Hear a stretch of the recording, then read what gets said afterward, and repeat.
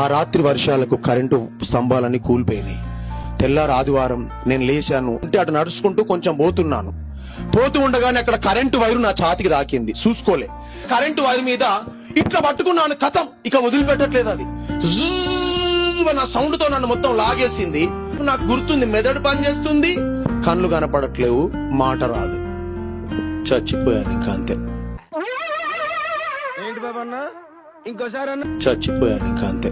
అవునా నిజమా అనేటట్టుంది తెలుసా. కరెంటు వైర్ మీద ఇట్లా వేలాడుతూ చచ్చిపోయి ఉంటే ఊరోళ్ళందరూ ఒక కర్రతోని కింద పడేసి తాడు గట్టి గుంజుకొని పోయి ఊరు బయట పడేసి, వీడిని తొందరగా సమాజ్ చేయాలి, ఎక్కువసేపు ఉంటే వాసన వస్తాడు అని చెప్తే మా బంధువులందరికీ సైకిల్ మీద పోయి అందరు వార్త చెప్పేశారు.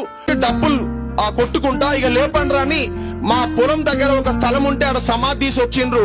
పోతున్న క్షణంలో ఆ చెవిలో ఆ చిన్నప్పుడు నేర్చుకున్న పాట, మరణమును గెలిచే దేవుడు మరణాన్ని బంధించడానికి భూమి మీద పుట్టాడు అన్నప్పుడు ఈ పెట్టెలో ఉన్న వ్యక్తిని అమాంతంగా లేచి కూర్చుంటే ప్రజలందరూ నన్ను పెట్టెనక్కడ పడేసి పరారైపోయారు.